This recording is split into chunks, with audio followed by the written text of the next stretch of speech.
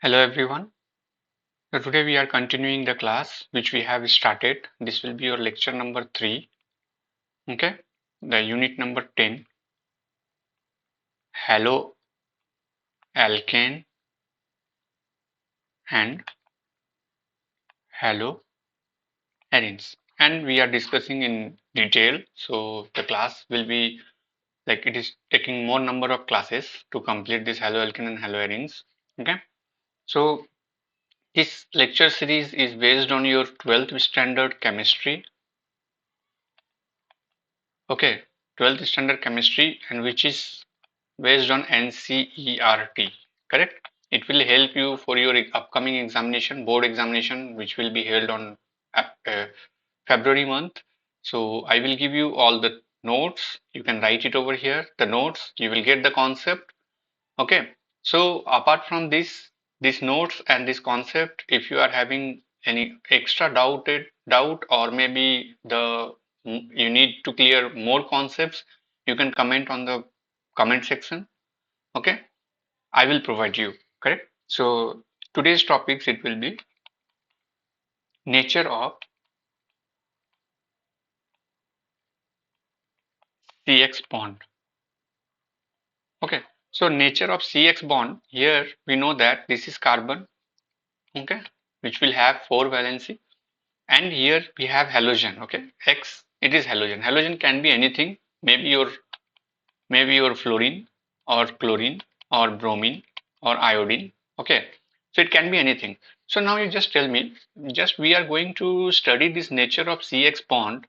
So what all we can study over here, and if you are understanding this nature of this CX bond, the upcoming reactions and your preparation, it will be very much easy for you, because if you know the bond nature, then you will come to know the upcoming reagent whether it will break this bond or it won't be, or it won't be breaking, right? So that nature we have to see. Okay, so before going to the nature, I think you have sound knowledge of the periodic table, right? In that periodic table, we know that if we are going from left to right, okay, if we are going from left to right, it means from group 1 to group 18, okay? If we are going from group 1 to group 18, what is happening? Our electronegativity is increasing, correct? So here the carbon is your group 14 element, and your halogen is group 17 element. Now you just see it here also, the same thing is happening from group 14 to group 17 we are going. So it is also called left to right, and if we are moving from left to right, our electronegativity is increasing, correct? So we know that if electronegativity is increasing, and electronegativity is the tends to take out the pair of electron toward itself. So what will happen here? For this bond there will be two electron. Okay, one is from this carbon and another is from this halogen. Now after this bond formation, due to this electronegativity difference of carbon and halogen, we will writing like this. This is carbon, and we know that electronegativity of halogen is more than carbon. So what will happen? Both the electron will be towards your halogen side, right? Both the electron will be towards your halogen side. If both the electron is towards halogen side, so how the polarity will go? It will go like this. Okay, the carbon will be having partial positive charge, and your halogen will have partial negative charge, right? So how this thing is happening?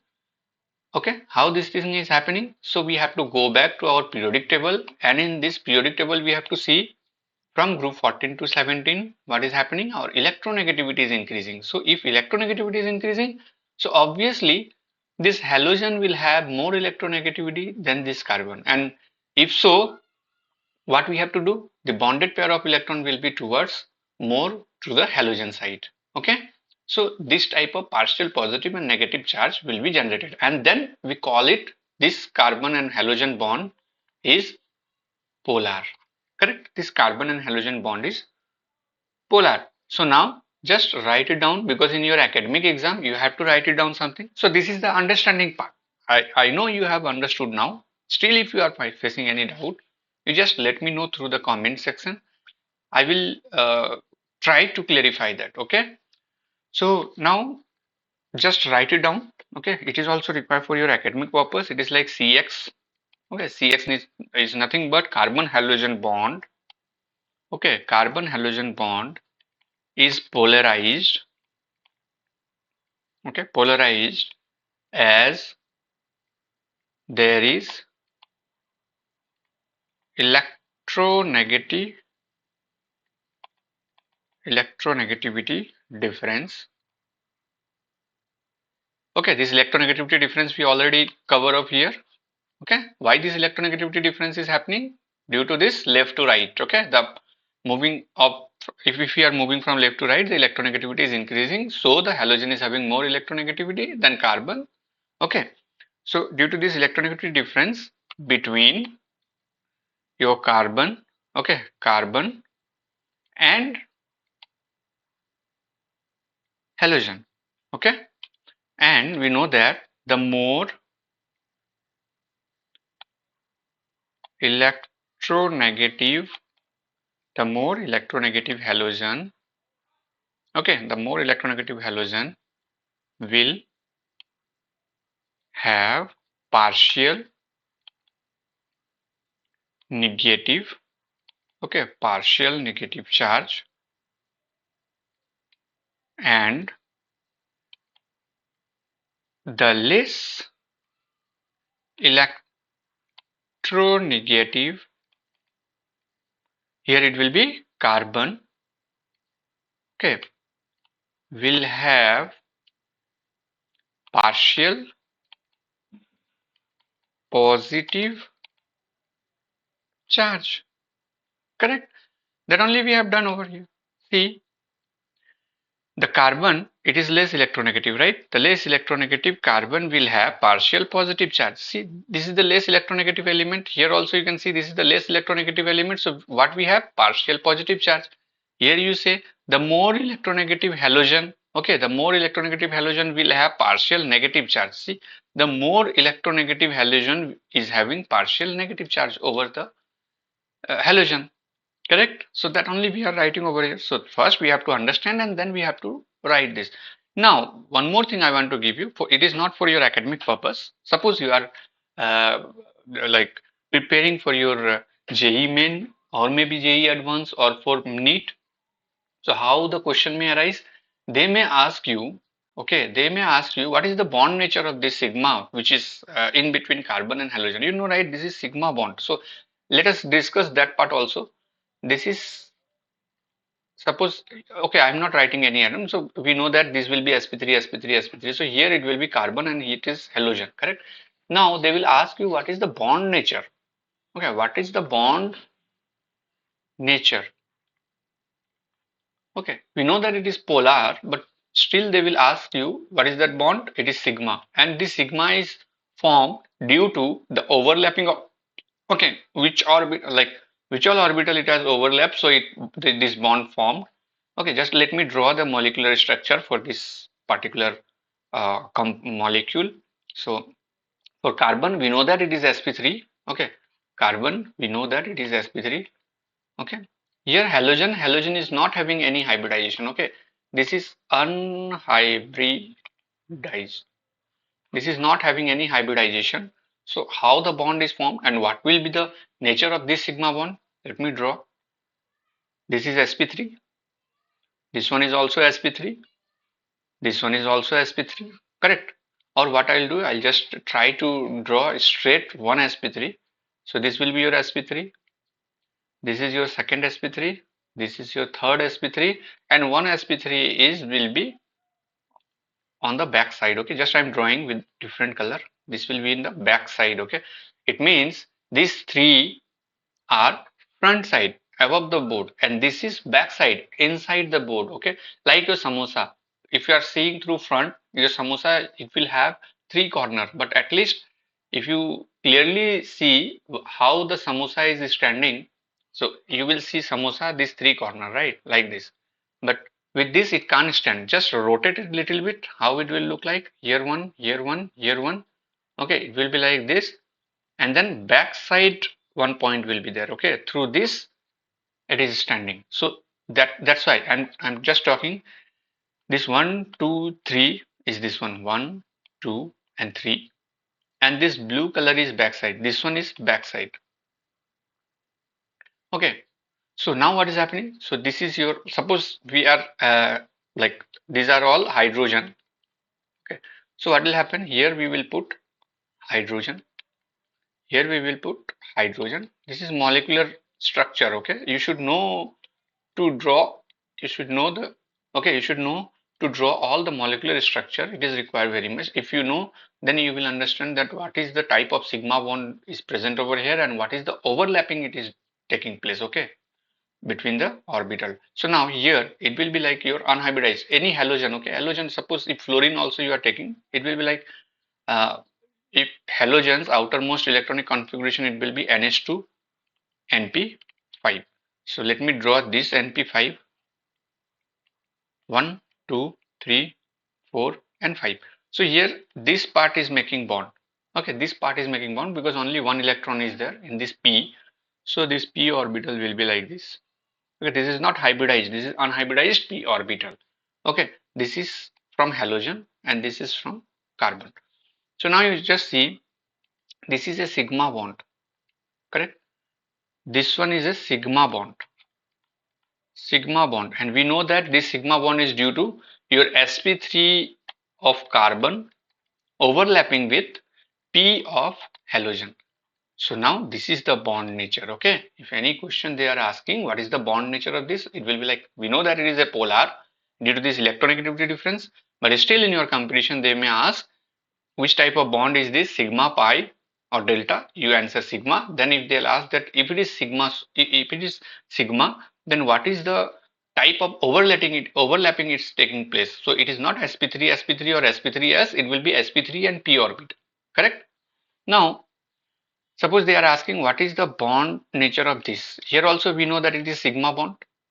Okay, and this sigma bond also sp3 of carbon overlapping with s of hydrogen. So this bond nature will be sp3s. Got it? It is sp3s. So likewise you have to answer it. Correct? I think you are now getting it. So next we will go for bond length order. Okay. So next will be your bond length order.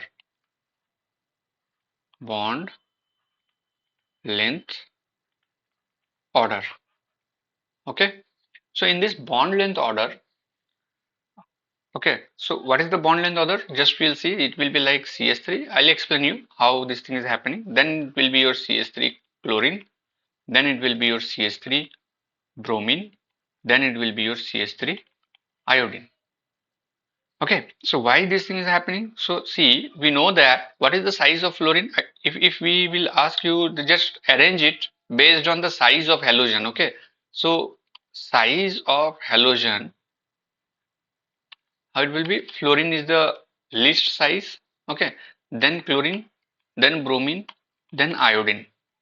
And now we just think fluorine's orbital, p orbital is overlapping with carbon sp3. Chlorine's p orbital is overlapping with carbon sp3. Bromine's p orbital is overlapping with carbon sp3, and iodine's p orbital is overlapping with carbon's sp3. So now fluorine's, maybe I'll try to draw with the size. So suppose this is the p orbital size for fluorine. Then this will be the p orbital size for chlorine. This will be the p orbital size of bromine, and this will be the p orbital size of iodine. Just I'm trying to draw the size increase. Now you just tell me if any of the orbital is overlapping here, here this orbital is overlapping over here this orbital is overlapping over here this orbital is overlapping over here. Okay, so the bond length will be from here to here. This is the bond length. Here, this is the bond length. Here, this is the bond length. Here, this is the bond length. So it is increasing, right? See, it is increasing. The bond length is increasing. That's only I am writing over here. And the reason is like if size of halogen is increasing, its bond length is also getting increased. Okay. So how you are going to write it? Because in academic purpose you have to write. Okay. So you have to write as we know that the size of halogen follows the order. Okay, follows the order and then directly come over here, write this line and draw this trend. Okay, correct. In examination, no need to draw this part. Okay, this is only for you. You draw it in your notebook, because if you are drawing this, then visually you can like uh, make the difference why the size is getting increased. Okay, it is not because of that sp3 of carbon, it is because of the p orbital size of the halogens, fluorine, chlorine, bromine and iodine. Okay, so that differences should be in your mind while writing in your academic examination. That's why I'm telling, no need to memorize anything. You will get everything with conceptual. Okay, so if you able to understand the concept, chemistry is very much easy. Now we can write finally, hence the above. Okay, after this writing this size, you just write hence the above trends of bond. Okay, bond length in haloalkane appears. Okay, so how this haloalkane's bond length is appear with the trend? Because of this size it is getting increases. Okay, now next is your bond enthalpy order. Correct, I'll change the color. Okay, next is your bond enthalpy order. Got it. Bond enthalpy, you can just write that bond strength also. Okay, bond strength also. Okay, or we can say that the bond energy, how much energy is required to form that bond, or you can say that how much energy is required to break that bond. Okay, it means totally that energy, how much energy it is occupying with that bond, that we call is bond enthalpy or bond strength. And that trend also we know that how it is following. It will be like your CH3F is maximum, then your CH3Cl, then your CH3Br, then your CH3 iodine. Correct, this trend only it is following. Okay, so the same concept you can apply over here. Just I'll write it down because already I have explained over there. So we can write as the size of the halogen increases, the bond length is increases. Okay, the bond length is increases, and due to this it is easy to break. Okay, easy to break the bond. Okay, this is another way. Let's see, if your bond length is increases. Okay, so what will happen? The bond easily it can be breakable. Okay, because the distance from this, the overlapping distance is more, so it can be easily breakable. So now you just see, here the bond length is small, here the bond length is large. So if it is large, so it is very much easy to break. Okay, it will be very much easy to break. Okay, very easy to break. It means easy means what? It is required less energy to break. If it is required less energy to break, it means it is holding less energy. The bond is holding less energy. So if the bond is holding less energy, that is only your bond enthalpy. Okay, that is only your bond enthalpy. Correct? Next is your dipole moment.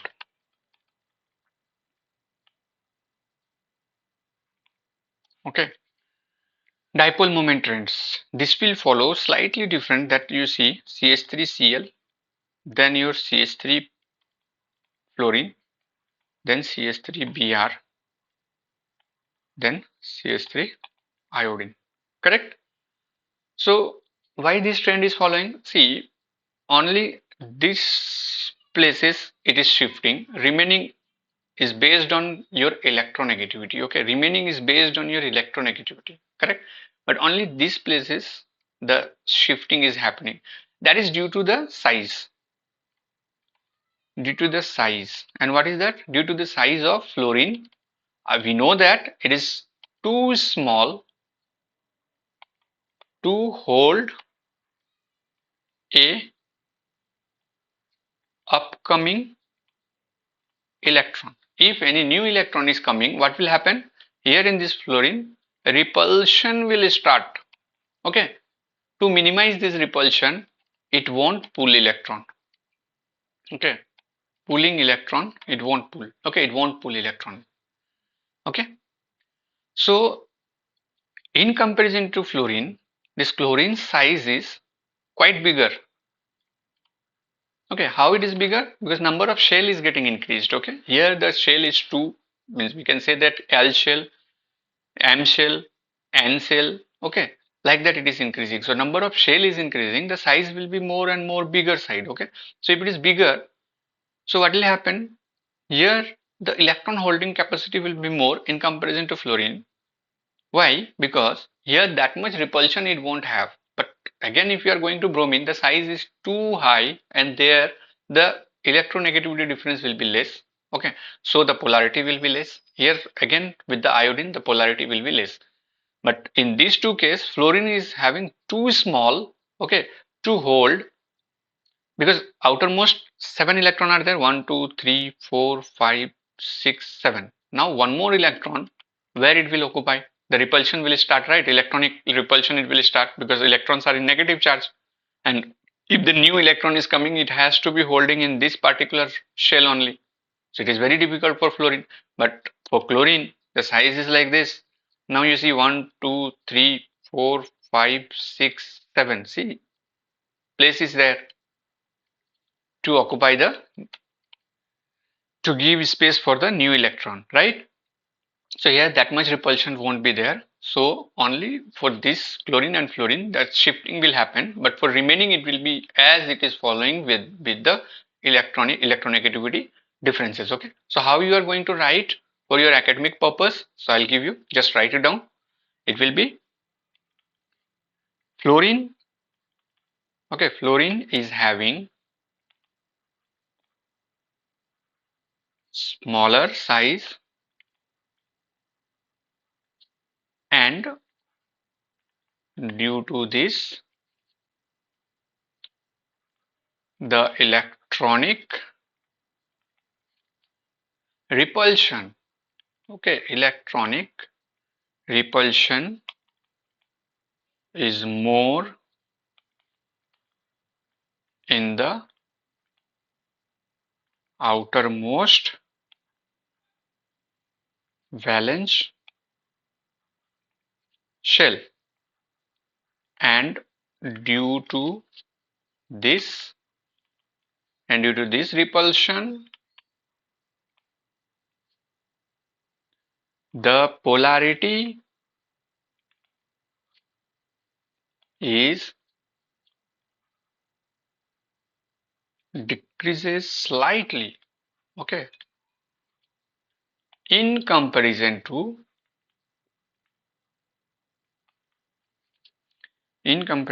chlorine, okay, as it has larger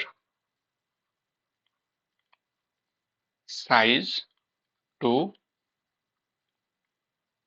accumulate electrons. Okay, and for remaining it will be your, like, as I told you, this is your partial positive, this is your partial negative. Okay, so the pair of electron, it is toward this side, so this is the polarity it is generating. Okay, the more electronegative this element, the more it will pull its own side, and what will happen, it will be more polar. Okay, it will be more polar side, correct? So that trend it is following. So here we will provide you notes as well as the concept. So okay, so what you have to do, you have to just revise it.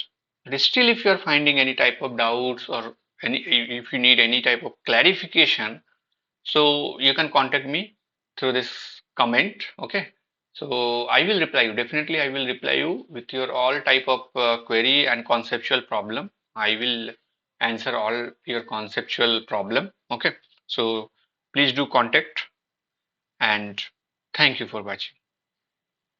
Okay, thank you.